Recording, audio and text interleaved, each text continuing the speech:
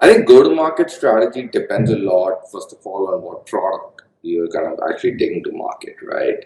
Some products lend themselves to a situation whereby, the channel between you and the end customer is not that important. So, example could be, social media, right? Like, for example, it's like, you know, most apps or most social media properties, they don't really care, what phone you're using or whatever, right? It's just like, do you have Google Play Store or do you have Apple, App Store? You just get the app and you move, right? So the go-to-market strategy for those companies is catered towards how do we get, our customer acquisition in place, right? So that whole playbook is very different from, like what Apple has, which is kind of, I'm selling a hardware product to an end customer, but the hardware product has to go through like, all these partners in between, right? There's a distributor, there's a retailer, and so on and so forth.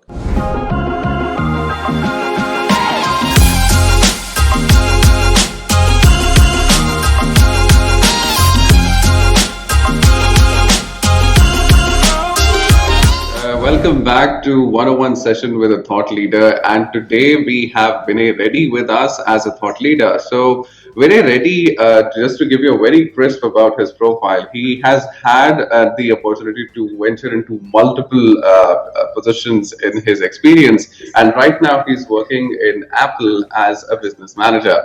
But with that sort of an exposure that he has, I would definitely like to give this opportunity to Vinay. Vinay, why don't you take like 2 to 3 minutes, and why don't you tell the audience as to where you come from, who are you, and who is Vinay Reddy altogether? Thanks Siddharth for the kind introduction. Just brief and quick background. So undergrad, as in line with many Indians, millions of Indians, I did engineering. Did my engineering actually in Singapore. So high school in India, and then went to engineering in Singapore. Did that and actually worked for a couple of years as an engineer at Micron Technology, like an IC design type of a role. So did that and kind of realized, again, like many Indians, I think in general, that maybe engineering is maybe not the right long-term career path for me. So with that reflection, managed to somehow pivot into a non-engineering career path by moving to a finance role in Procter and Gamble.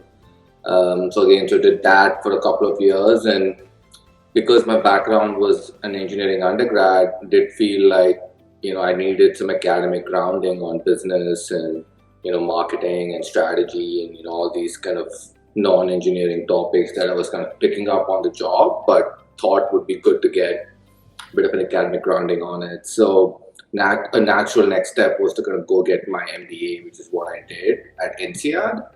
So did that for a year.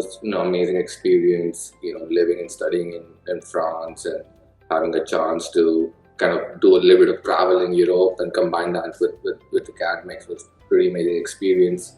So post INSEAD, as I was thinking about what next, because I didn't really have a choice of the business role I had coming out of engineering, I did want to kind of take a few years to try and canvas out different industries, different type of business models, try and get a sense of what kind of business roles exist in different companies and different industries. So I was kind of weighing between consulting and investment banking as a way to try and get some exposure to those angles. And I was kind of lucky enough to land a job at Barclays Capital in M&A. So, coming out of MBA, did that for a couple of years, Hong Kong and Sydney, and got that. I got what I was looking for, which was kind of, hey, let me go, 3 months on a deal in like mining, or 3 months in industrials, or 3 months in technology. So did that and kind of, came to the final realization that, really where my long-term interest lies is, going back to essentially what I realized was kind of still an interest and passion for technology from my undergrad days, from working as an engineer, kind of marrying that with more of a business role. So a lot of my batchmates from INSEAD had joined Google and Amazon and Apple, all the usual suspects. So I stayed in touch with them and kind of managed to kind of get this role with Apple in Singapore. I joined in the Singapore office with Apple. It was more like a sales strategy, sales strategy and finance roles. We're partnering with sales leadership on go-to-market strategy. Did that and then moved over to the corporate HQ in the US into this business manager role, which is all kind of been working on hardware products. So Mac, iPad, predominantly. So that's what I've done for the last 5 years, being in Cupertino, doing this business manager role. So that's pretty much the 20,000 feet view of the last 15 years, I think. Great, awesome. All right, so that was great, Vinay. Thank you so much for obviously sharing your introduction and the journey that you actually had. Because we are obviously the questions that we have for you are basically based on those journeys. So yeah, Yeah. they're coming out. But more importantly, like you said, just to pep up the mood, let's dive into rapid fire. So the very first is, just the usual rapid fire. I'm simply going to ask a question within the next 2 to 5 seconds, whatever comes, the very first thing in your mind, just say it, right? Okay, you ready? Yeah. Okay, cool. So question number one is that famous personality you wish was your neighbor. Virat Kohli. Ah, nice. Okay. The second one is if you would have got a chance to speak with Steve Jobs, what would have been the very first thing you would have asked him? What books do you read? Ah, brilliant. Nice. The third is given a chance to go back and undo that one silly mistake, which one would it be? One silly mistake. Kind of experimenting with facial hair, I think. Got it. I second that. I do that a lot. So yeah. Okay, cool. So the next one is the fourth one. That one life lesson which you learned and tell every other person about. uh, you know, there's no planning. Beyond a particular point of time, you have to take a leap of faith and kind of go. You can only plan as much. Perfect. Awesome. Great. So the first section of rapid fire is done. Let's move on to the next one. Now, this one is the format of swipe left and swipe right. So swipe left clearly means that you don't really like it, and you can swipe left. If you agree and you like it, so you simply say swipe right. All right. So I'm just going to pop up options for you. Just say swipe left, swipe right. Okay. So the first one is going back to old days. Swipe right. Okay. AI. Swipe left. Okay, that's interesting. Gaming. Swipe right. Nice. Cooking. Cooking. Swipe left. Okay. Entrepreneurship. Swipe right. Perfect. Great. So we are done with the rapid fire. You did amazing. We have had people who usually fumble, and go beyond 5 seconds, but you did perfect to the point. Great. All right. So let's now dive into the Q&A. I hope that sort of lightened up the mood. And okay, so basically, Vinay, so what we're going to do is, so like I said, you have this really rich experience of where you come from and the experience that you have had in, like you said, those 15 years. So considering that, I'm going to go from the beginning until this, this curve that we have until now. Right. So you did engineering, right? And then you went to pursue an MBA from INSEAD. So let's say, how do one decide if and when to do an MBA? Your advice on that? Yeah. I think when to do an MBA is an easier answer, so I can give that first. And why to do an MBA is a little bit more nuanced than specific. I think when to do an MBA, I think the right time is probably a little bit early in your career where the opportunity cost is not that high, right? And that's kind of the main thing. The MBA career is an additive degree; it's not a technical degree, so the benefits of it are less about actual technical skill sets, and it's more about access and network and pivot, right? So I think it's early in the career, that would be defined anywhere between 4 to 7 years, call it. So 4 to 7 years after your undergrad is probably the window in which you should ideally try and get an MBA done. So that would be my answer for when. And you also asked Siddharth, like, why or how did we decide to do an MBA? How did you decide, basically, right? Yeah, I think most times an MBA is, for broadly speaking, either you're trying to do a career pivot, which is really, I would say, the vast majority of people. And career pivot can be across various vectors, right? You could be talking about, hey, I want to pivot my functional role that I'm doing. So I want to go from finance to marketing, for example, right? So that's like a functional pivot. You could still be okay with doing these roles in a particular sector. So then that would be the second layer of pivot. You can be like, hey, I'm okay doing finance in industrial company, but I want to actually do finance in like aerospace. So how do I do that? So that would be a sector pivot, and then the final one would be like a geography pivot. It's like, hey, I'm in Australia, I want to get to the US, or I'm in like Singapore, and I want to get to like Hong Kong. An MBA could be a way to kind of do that. So it's I think of MBA as kind of like one approach is you're trying to pivot your career across function, sector, or geography, and that's a vast majority of people are trying to do that.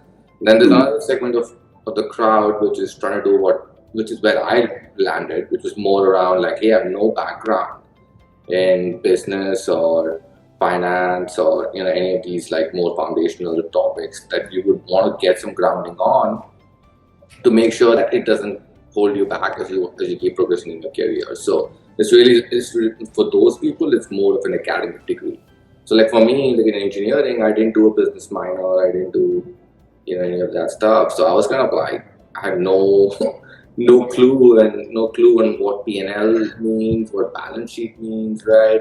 Even simple concepts like how do you just think about marketing and customer segmentation, so all that stuff. So it's more of an academic degree, so that's another crowd. And at the same time, you want to pair that with some sort of a career plan.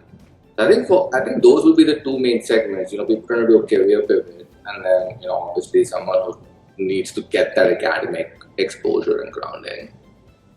Got it. Perfect. All right. So let's go back and talk about a little bit on NCAD, because we have had people on our app as well who wants to learn about that. So since you've been from NCAD, so how was your experience at NCAD, and what did you take away from it? I mean, NCI was amazing. It was the best year of my life, and that's a unanimous, viewpoint from everyone who goes to NCI mostly, I think. But yeah, it was amazing. You know, I, NCI was perfect purely because it fit what I was looking for in the sense that it was, a 1 year program, and I was kind of like 5 years into WorkX and essentially trying to catch up for lost time, right? In a way, because obviously I spent 2 years as an engineer, which doesn't carry over if you're pivoting into a business role.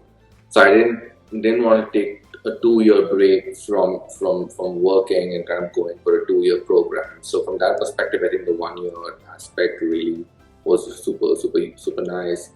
And then from a cultural and personality fit standpoint, I think it was really good too because obviously India it's kind of positioned as an international business school. So the diversity of the class, where both in terms of nationalities, in terms of industries, sectors, expertise. I think that was like a huge, amazing, personal win. And, I have friends literally all over the world. So like, when we travel, we literally can kind of call up people or text people and grab a drink in like various cities in the world. So I think that piece is unparalleled. Most other business schools, I think, are a bit more homogeneous in their makeup. So it was amazing from that angle.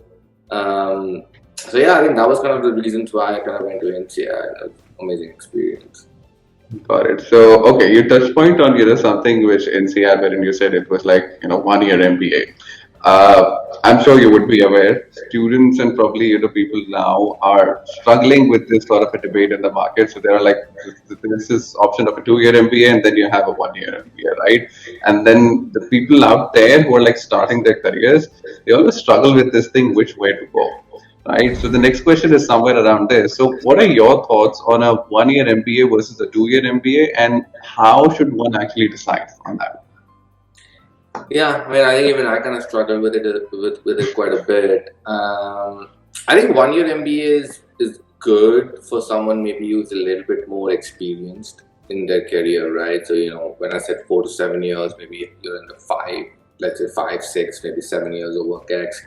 You at least, I think 1 year MBA is good for someone who knows like what they don't want from a career standpoint, or at least have a long list of things that they know that they don't want to do, right?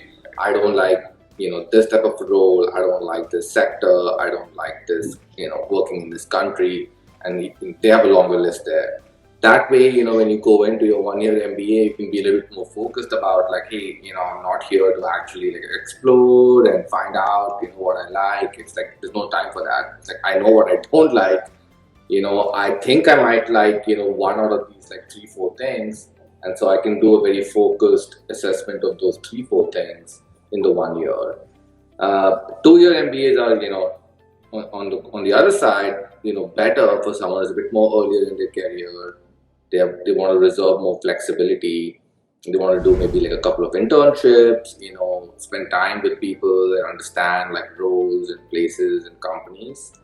So I think it's better for that. Obviously, better for that because you have more time to do all that exploration. So I think that's like a key thing. A lot of people of the first type, when they come to the 1 year MBA, they struggle because they haven't made that analysis before they decided, right? Because 1 year is too short to like come in and figure out like really foundational things about like, hey, what do I really like from a job or a role. So I think that's one very important thing. And then the other important thing is like opportunity cost, right?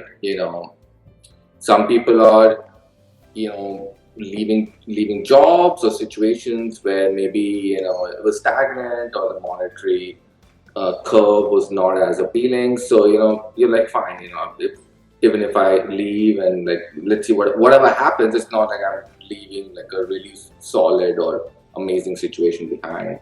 Whereas some people, obviously there is some real opportunity cost on doing an MBA, so then in that case maybe the 1 year helps. But I think that's like more of a secondary thing. The primary thing should really be, how much time do you want to figure out what you want to do, I guess. Right. So great. I completely agree with you on this specific, how you elaborated that one year MBA is primarily for, I would really say, more of people who are really don't want to waste like that extra bit of an MBA and straight away want to get into action, rather than the people who are actually down there starting their career, thinking which way to specialize and all that, so they can focus Right. on the 2 year. So, guys, this is exactly what you have been asking. So, please take it home with you. Okay. So, the next one is again interrelated with it. So, B schools like in CIAT, like you also mentioned, right, are very intense with a lot of things packed in a year, like we just discussed. So, how should people approach B schools? So, what are your advice on that? Yeah, I think it should be a better. I think B schools give you a chance of a better balance of things than maybe undergrad, right? Like I think in undergrad, maybe depending upon which undergrad and what course you're doing, you could skew quite a bit to either all academics or maybe like no academics, and or some it's a little bit more, and maybe it's even more constrained on what you could be doing on campus. I think business school is great because a bit more mature, so you do want to go there. The professors are amazing, the facilities are amazing. You're actually choosing to maybe go back and learn about some of the stuff, so you're hopefully interested in going to classes and doing coursework. So I think at CADS you should try and spend some time and like really get some foundational understanding of academics or business concepts from there. So I think that should be there.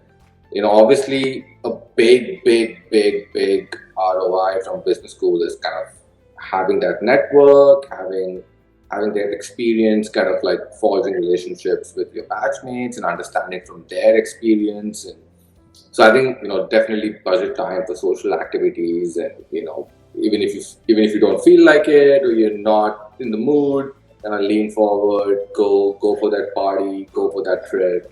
That's second whole piece to it.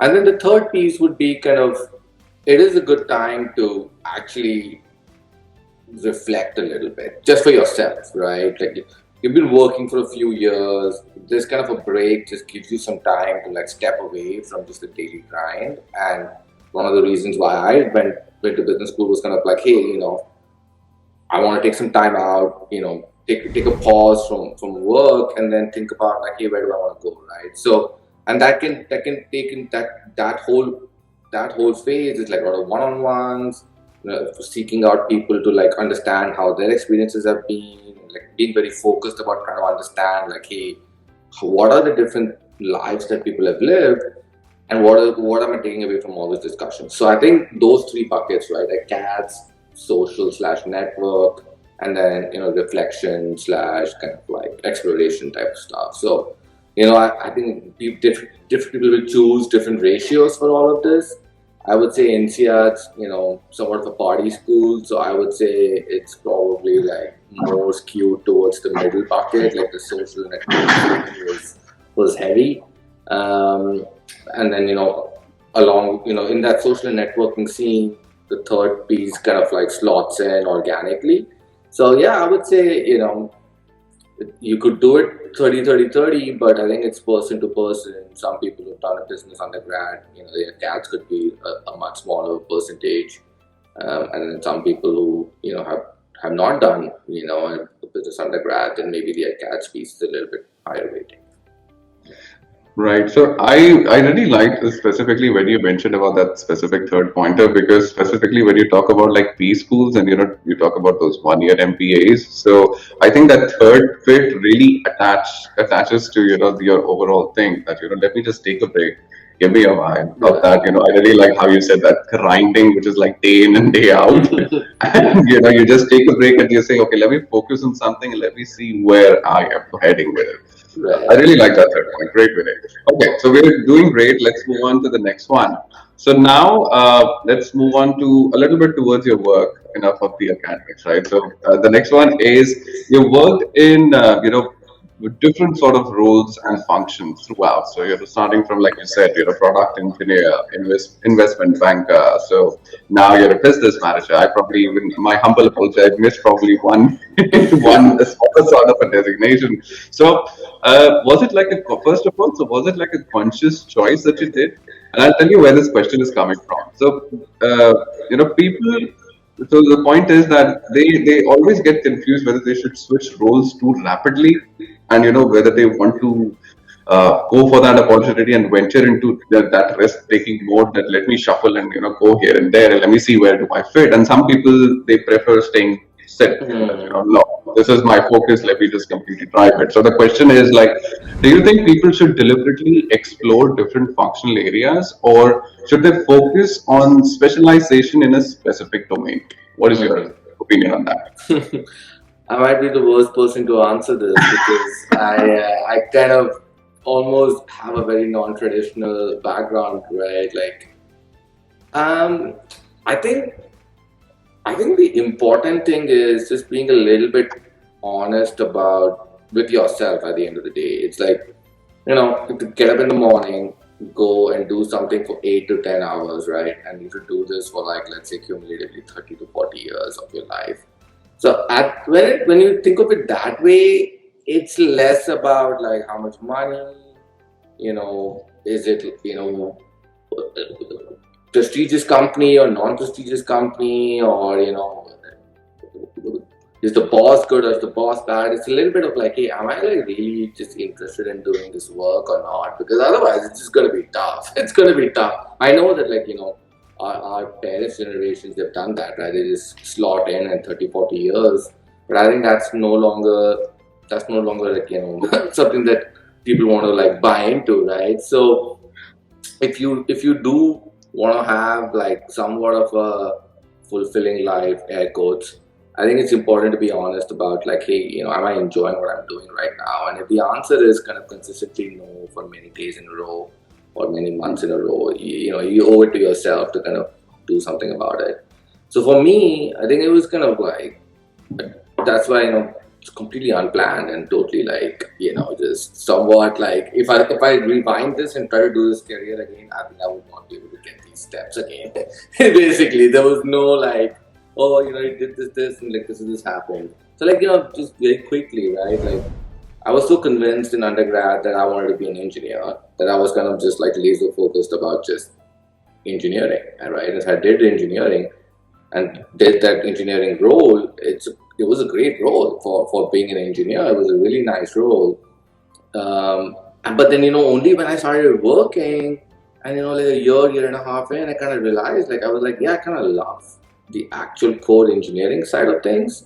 But like, I miss kind of like working with teams and just kind of zooming up, like, because this is kind of like an individual contributor, very like researchy engineering role. So I didn't work with teams. I was just by myself, right?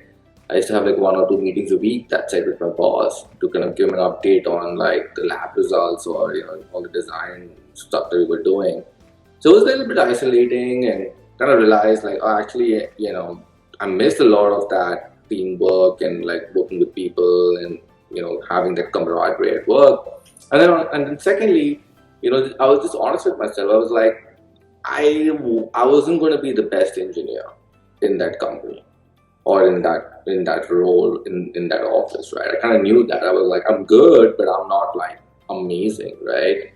So that was the secondary thing. I think the first thing was kind of more like I missed a lot of things, even though like what I was doing was kind of nice. So that kind of prompted this like switch over into like P&G kind of role, and that was like no choice. Literally, I didn't have any experience on my resume, so I was just lucky that the company took a bet on me, basically, right? And so I think so I would say for the first 5 years before business school, like my career choices were kind of, I had no choice in them. It was just kind of like whatever I thought I wanted to be this, and then after that, when I didn't want to be that, there was no other choice. Just take that job and kind of like prove it out. And so that's why after business school, I deliberately was like, I don't want to like just join something again, right? So that's why I take the 2 years of business and banking. And even in investment banking, it's like, doing it, and I was open. I was like, maybe I'll stay in investment banking for a long time. But even there, it was a little bit like, as you go along, and having worked in industry before in NCR, I think that really might have tainted my my view a little bit. It was like investment banking is great fun and amazing experience, but at the end of the day, you are still a services business. Like you're providing services to a company, to a CEO or whatever, right? Like you're not really actually owning it or doing it. So, and a lot of it is just like tech work, and having been an engineer, having worked in the industry, it did feel a little bit weird to go and tell like some company that you should do this. But I just like read up like the last 2 weeks in the industry. So I think even like post banking, that was maybe the first time I tried to marry that was the first more active choice I made from a career planning standpoint. I was like, what, I like technology. I like some sort of a business financing role, so let's merge that with Apple.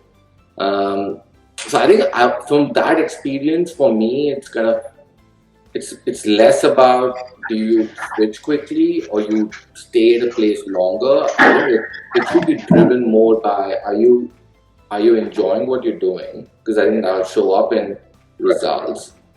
And then is there a learning curve, right, which is almost a proxy for are you enjoying what you're doing, and is the industry kind of like somewhat moving, right? Learning curve can plateau out if the industry is a little bit slow moving or stagnant, in which case you feel like, wow, within a year and a half, I'm kind of like done with this role. What next? So I think it's a little bit driven by that. Other than that, I think moving quickly, I think it's fine as long as it's being done for the right reasons. And again, staying for a longer time is also fine if it's done for the right reasons. Like I'm an example of both. I basically switched roles every 2 years for the first few years of my career, and then I've been with Apple for 8 years now. So I've kind of seen both sides, and I think both sides are fine. If the moves are being done for the right reasons, I think it's okay. Right. So I think I really like how you rightly mentioned, and there is this one point in time that you actually have to you just have to take a pause and think whether you are in the right direction. Is this the stuff that you really want to do? Like you rightly mentioned, all 9 to 5 throughout those 30 to 40 years. Is Right, this what your passion is? Then probably just take a pause, take a breather, and then decide, and then go right. forth with it. I really that's something really important, and people miss that out. I think that's the key right there. And you want to do it like a little bit early, right? Like you don't Right. want to do this like now. Like if I do this now, I'm like you're gonna be like in a bad spot, right? So Agreed.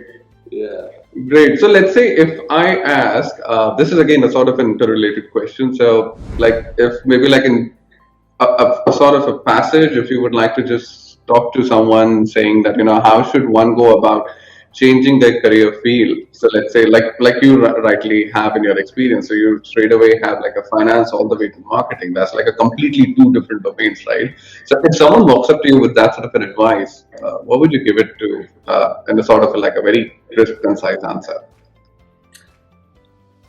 I think you have to focus on getting some foundational skill sets. So things like analysis and problem solving, or like being able to somewhat having some functional expertise in your background that makes you like at least you can speak to that industry a little bit. I think helps a lot. So there's this they're kind of like I would call them technical skill sets. So like analysis, problems, and this can be different for different roles. But like the roles I've done, they're heavy in analysis and problem solving.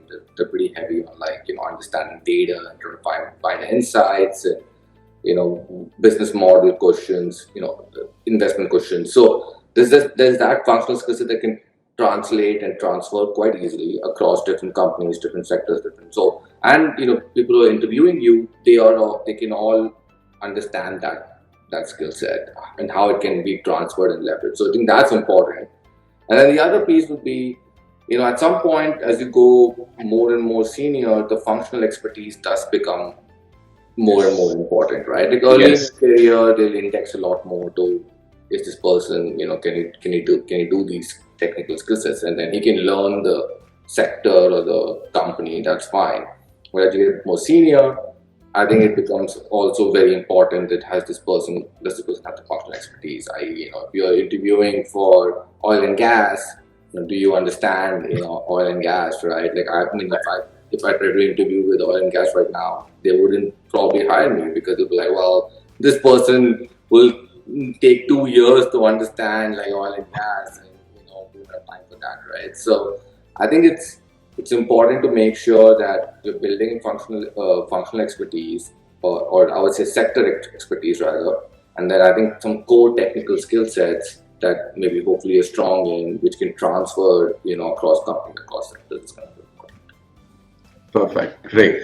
All right. So we are just down to probably three more questions. I hope you're not getting bored because these No, ones are something. Okay. Perfect. Cool. That's something that I need a confirmation on. All right. So the third last question that I have for you is, let's dive into your current role, right? So people, uh, like you rightly have been saying, so specifically Indians, they crave to get into those top big companies, and Apple is definitely there, right? Definitely on their list. So coming to your current role, so let's talk about Apple, right? So, business manager, the position that you hold. So, if you can shed a little light on it as to what are your probably, how does your usual day go by? What are the sort of responsibility that you hold as business manager?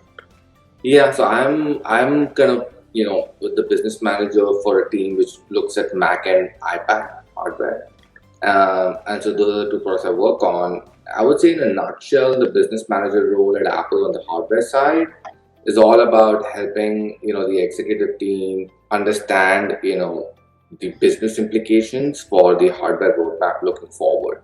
And by that, what I mean is the choices being made on the product definition and features has implications on cost, pricing, and because of cost and pricing, then eventually customer demand, which means how many Mac and iPads you would sell, and then that'll obviously translate into how much revenue and how much gross margin we make, right? So it's a pretty cool role of trying to help execs decide like, hey, what should be like our product lineup, what should be our pricing strategy, and kind of helping them make those decisions in the construct of, if you go with option one versus option two, you might sell more units or this might happen.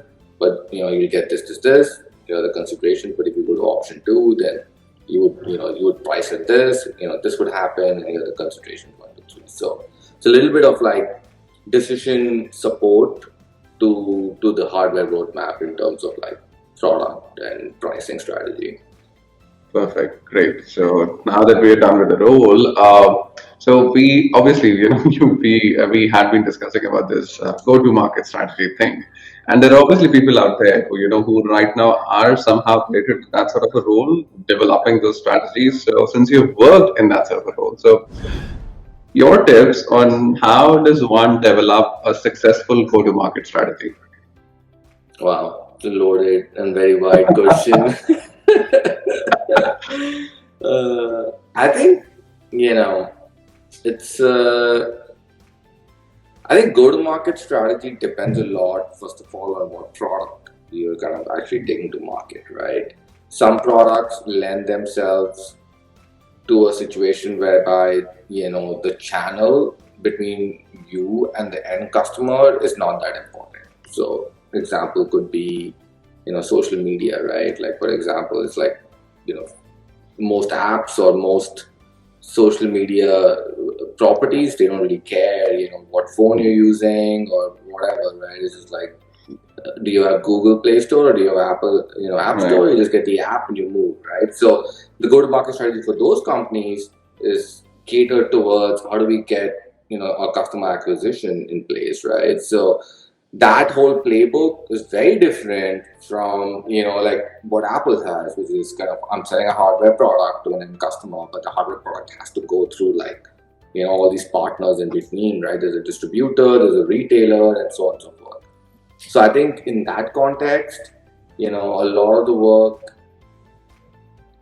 the split between what how much you have to invest and build out your playbook for your channel partners versus doing the same work of actually acquiring the customers depends then on like how much brand equity your product has. So for example, in Apple's case, our brand equity is very strong, so we don't have to worry as much about convincing customers to buy our products, right? So we don't need to go that crazy on like brand advertising and full on like promotions or spiffs or coupon codes and all that stuff to the customer, right? So a lot of the work is actually on like how do we work with the channel partners, so the retailers, the distributors, what is their margin stack. So I think the go-to-market strategy can be very different basically based on like which sector you're working in and how important is your brand equity, because that can dictate how much you have to focus on the end customer versus kind of the partners in between.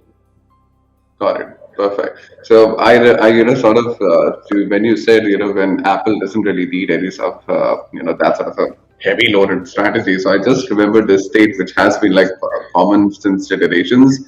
It's like when I still remember those old days when iPhone came. It was like, well, an iPhone is an iPhone. You don't need anything.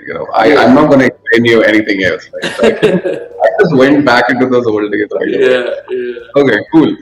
So this is the last one, right? And this is a little intriguing one. I am not sure if I would probably be asking you or provoking you to spill any beans. I would hate to do that though. But yeah, so this is with respect to, so Apple obviously is known for being, innovative and very customer centric. They have this thing, right? That's why people aim for it. And that's why also, competitors on the contrary, they look up to it. So as an individual, how can one develop an attitude of, I would say, innovation and customer centricity? Mhm. In kind of at work, you think is that the question for work? Right. Got it. Yeah, I think the what I personally find innovative is simplicity, right? Like, and focus. So I've generally found like even in everyday roles, most of the innovation is coming, and this is again I'm assuming that this is more for all of us who are not like designers or product engineers, like R&D engineers, right? So obviously the innovation for them is kind of very clean academic innovation. I would say innovation for all of us in our kind of, let's say, business roles, right? Or roles around like the marketing, finance strategy, blah blah blah. I think it would be more like simplicity and focus. That's where you kind of force innovation, because focus is kind of important, because if you're just too spread out on many things, then you're just not gonna have the space and the time and the effort needed to actually drive true innovation. So I think focus is important.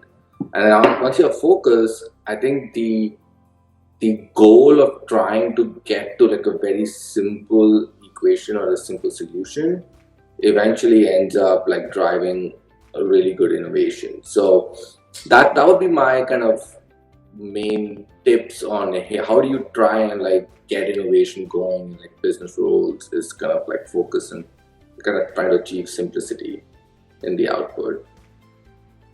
Right, great. So I remember there was this, I just recall this one quote by Bill Gates. This became really viral when it got on social media. So I remember I was reading this article way back, and there was this quote which said that Bill Gates said that I would actually look for a lazy person, on how he can actually get the work done, rather than a Yeah, person who's working hard. And that yeah, went viral. And that's what connects over here, simplicity. And that's the thing. You don't really have to push hard, but at the same point in time, you have to be. I think simplicity definitely plays a key role, when we right, talk about stuff right. over here. Great, Vinay. So I have exhausted my question list. I bombarded you with like 10 questions. I'm gonna stop. And I thoroughly enjoyed the session. Right, Oh, that's I great. all the way from rapid fire until the end of the Q&A. I really loved how you brought certain things that I would say people, they have that thing in their mind, but probably they just don't talk about it because it's just at the back of the mind, right? And you probably highlighted those points in those questions. So I thoroughly enjoyed it. I'm glad That's that I great. was hosting. Yeah. I was doing this thing. So great. So guys, this is it. This is the conclusion of the one-on-one session with the thought leader and with Vinay Reddy. And please stay tuned, because we are going to come back with more such sessions with another thought leader as similar to Vinay Reddy. And I hope Vinay, you also had a great time Oh, on the great, one-on-one. great, great time. Thank you, Sudha.